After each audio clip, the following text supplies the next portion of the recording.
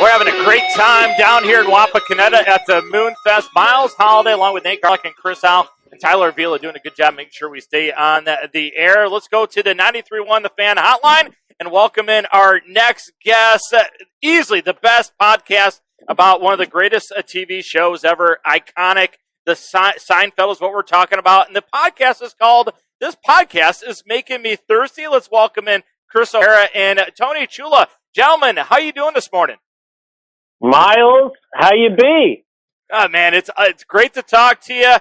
I saw you guys on the X, and I started watching your podcast, and I fell in love with Seinfeld again. I had not watched it in a while. You guys, the passion you have for that TV show, congratulations. You just had your 192nd show, absolutely fantastic.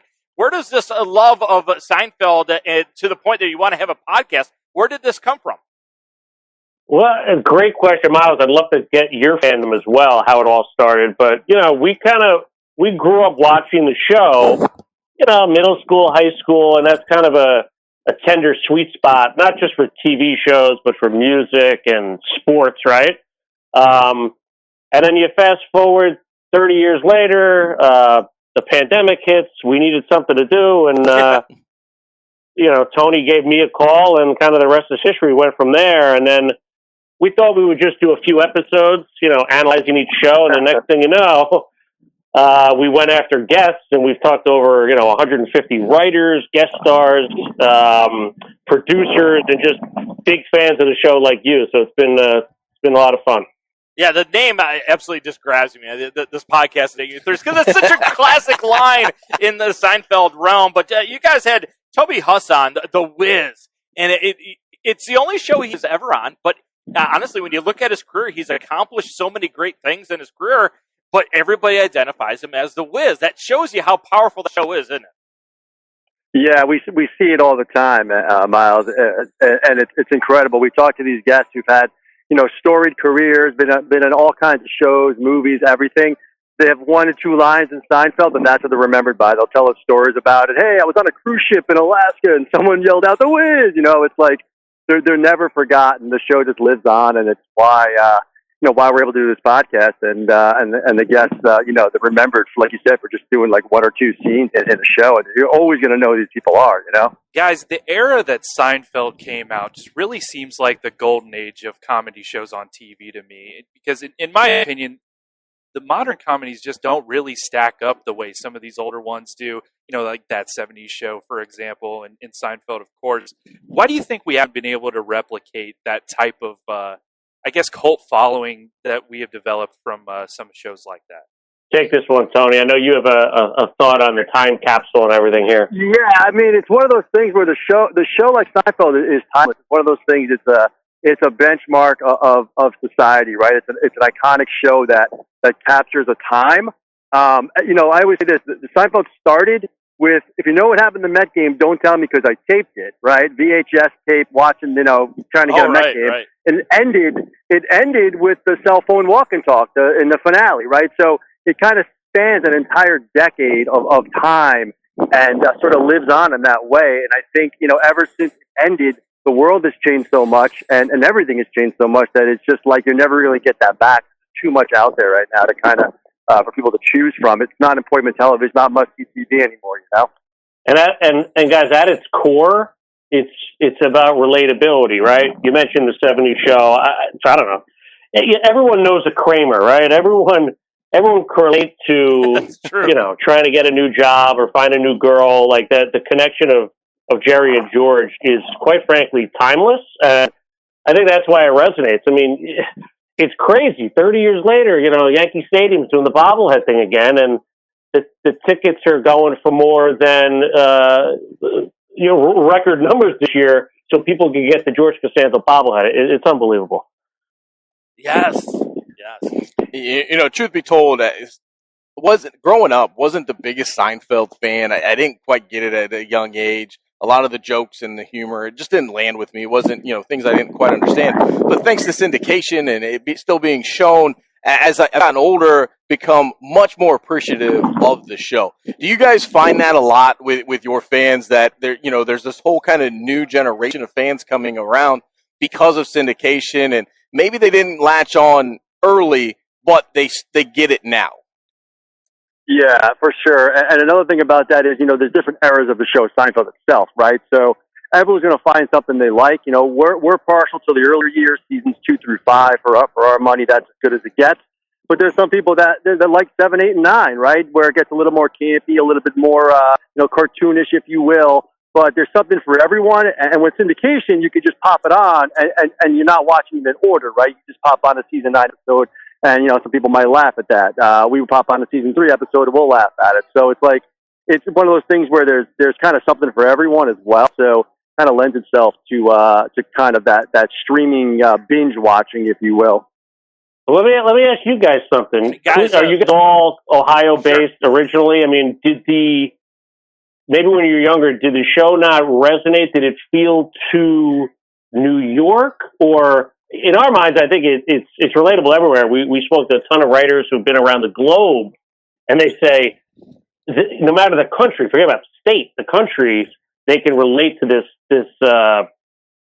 show because of the characters in it. I'm just curious from your perspective how you relate to it. No, there's so many real life scenarios. Like everybody's waited at a restaurant and they feel like they're being ignored, right? The famous Seinfeld Party of 4 episode, right? So there's always those situations where, and everybody has a George in their life, right? Some angry guy that is always doing something stupid. So I do think it's relatable to anyone around the world, even here in Ohio. Yeah, I think for me, the reason that maybe it didn't really resonate, I just didn't get the humor, right? Like when that show was popular in the early 90s, mid 90s, I'm 8, 9, 10 years old at that time. So the humor, that dry humor, that, it was a lot different than a lot of the sitcoms or the shows you're watching where where you're supposed to laugh. The jokes it's a hammer and nail situation with the punchlines. Seinfeld was a little bit more intelligent, I guess, than that. And you kind of had to understand that, and maybe it was just a little bit more adult. So as I grew up, my humor kind of got a little bit better. I started understanding them, and, it just became a lot funnier and something that I appreciated way more later in life than I did when I was younger. Guys, our show is a show that is based on sports fun and silliness, right? But Seinfeld encompasses that when it takes on sports. What is your favorite episode that had a sports feel to it? Mine is, of course, when Kramer is the ball man at the U.S. Open. Absolutely hilarious. Do you guys have a favorite one where sports are part of the episode? For me, I always go back to, and you guys will appreciate this. Sorry if you can hear me. It might be a little bit windy. What I always go back to is in the subway where Jerry's having the conversation with the naked guy. I mean, this is sports talk radio at its finest. Sports talk kind of started in New York, like in the Mad Dog. And you got these guys they need hit. No, they got hit. They need pitch. They got Coleman. They got speed. The whole thing there. Good in the rotator cuff. I mean, that is sports talk radio. That's sports in New York. The guys naked on the subway. It don't matter. They're going to talk sports. They're going to check out the lineup. We kind of like still like their chances. Love their chances. I mean, unbelievable conversation there. That's one of the ones I always go back to. I don't know about Chris. Yeah, and they touch on a ton of sports, right? I mean, the Giants game with Joel Rifkin. Yeah. You got the hockey with Putty the Devils. You got Milos with the little tennis. You mentioned Kramer with the U.S. Open, and obviously the Steinbrenner stuff was incredible. Obviously, Larry David played him, as you know. It was funny, and it's funny because Larry David ran the show, and the only team, and it's one of his favorite teams, but it was never mentioned on the show, was the Jets, which I think we could all find a lot of comedy in the Jets. So, but you're right. I mean, sports played a really critical role in Seinfeld for sure. For me, I think the greatest sports scene. It's got to be when George is teaching Derek Jeter how to swing and the physics and explaining in detail how to hit, and he's just easily hitting home runs and just amazing these guys and just the visual. And that had a rub at you Indian fans back in the mid '90s, right? We had some good battles against the Indians and Omar Vizquel there, but yeah. It was great to see Bernie and Jeter with Costanza of all people, right? Yeah, well, Steinbrenner's from Cleveland. No, isn't that where he got his? That's where he got his start, right? Guys, you still there? Yeah, we lost you. We lost you for a second okay. there. I wasn't sure if it was me or you. Yeah, this is live radio on a remote, man. That's what happens. Chris, go ahead and ask your question again. Guys, if Seinfeld is on the Mount Rushmore of your TV shows, and I'm sure it is based on your commitment to the craft, who fills out your other 3 spots? Ooh, great question. Me and Tony probably have some similarities, but I'll kick off. I'll probably go Seinfeld, The Sopranos, The Wire, and you know what? I'm going to give you a little wild card. Friday Night Lights, just to mix in a little sports there. Right. So that would be my top 4. Tony might have some similarities. I'll let him go. Well, yeah, Sopranos is in there for me as well. I think The Simpsons, the first, 15 or so years. I think, pretty recently or in the past 10 years, I probably stopped on that one, but I think it holds its water. Cheers is always up there for me as well. Those are kind of the big ones for me. You throw a few other in there, but I think The Sopranos and Seinfeld really kind of take both spots for me.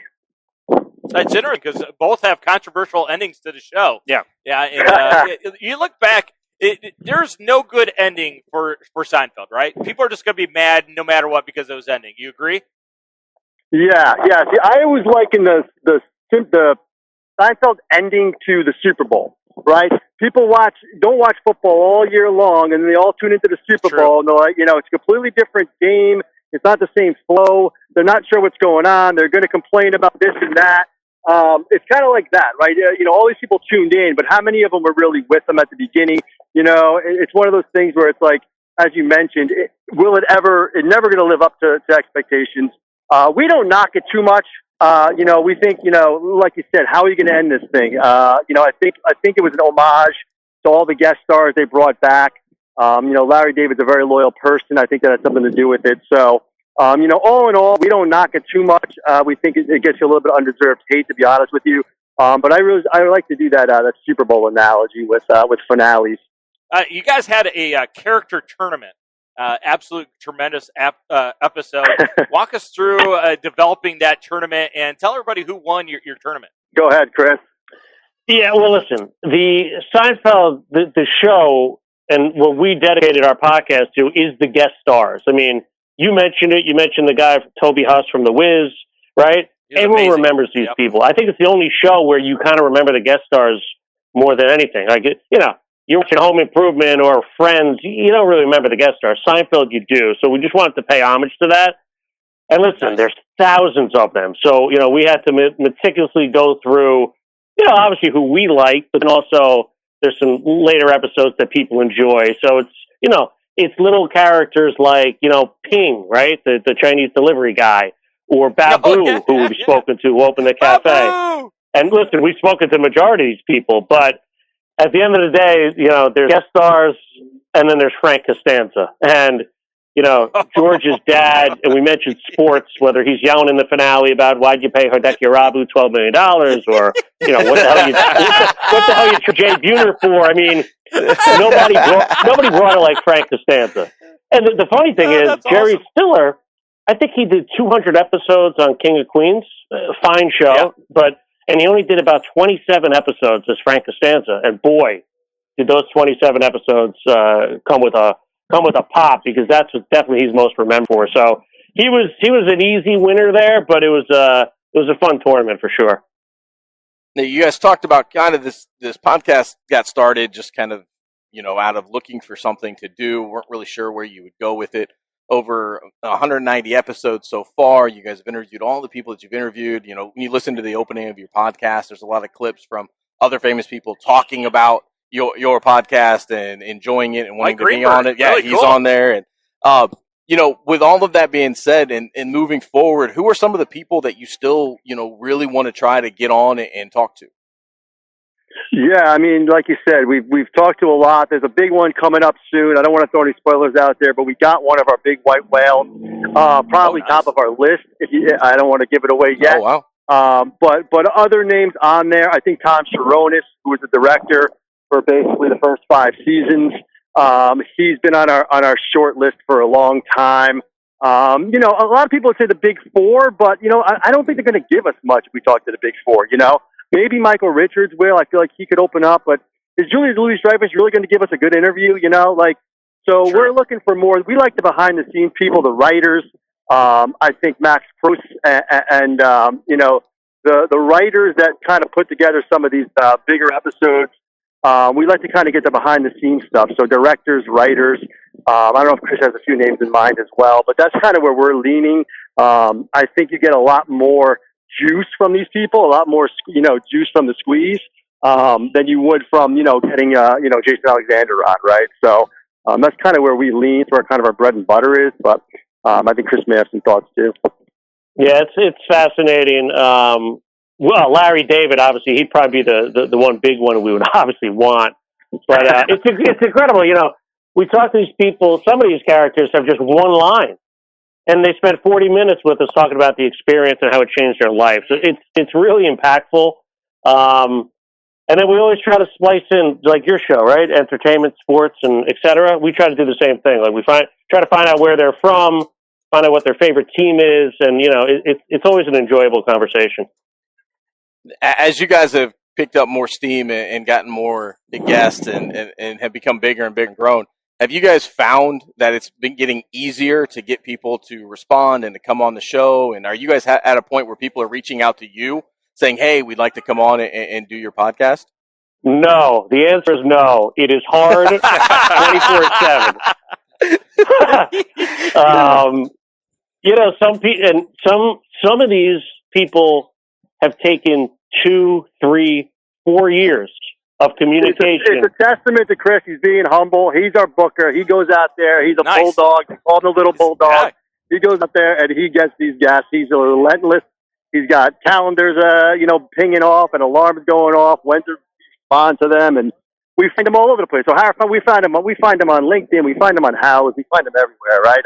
I sent a handwritten letter to Andy Robin at his doctor's office. He's a psychiatrist now, left the business, and that's how we pulled him in. So, but guys, yeah, it's never easy. You guys got about 30 seconds left. The podcast is absolutely fantastic. Make sure everybody finds it. This podcast is making me thirsty. Last question I have for you guys, one of the most famous episodes ever, the contest. So if Chris and Tony are having the contest, who wins that one? I'm taking that one hands down. Like I said, hands down. My kids might be listening to this, all right? Hey, but as Kramer would say, I'm out, all right? Chris O'Hara, Tony Chula, this podcast is making me thirsty. Make sure you guys find them. Absolutely fantastic stuff. Guys, Thanks, I can't thank you enough for coming on the show, man. This was a lot of fun. Thanks you. Fellas. Fun, man. Go Cleveland. There we go. All right. Yeah. Sounds good.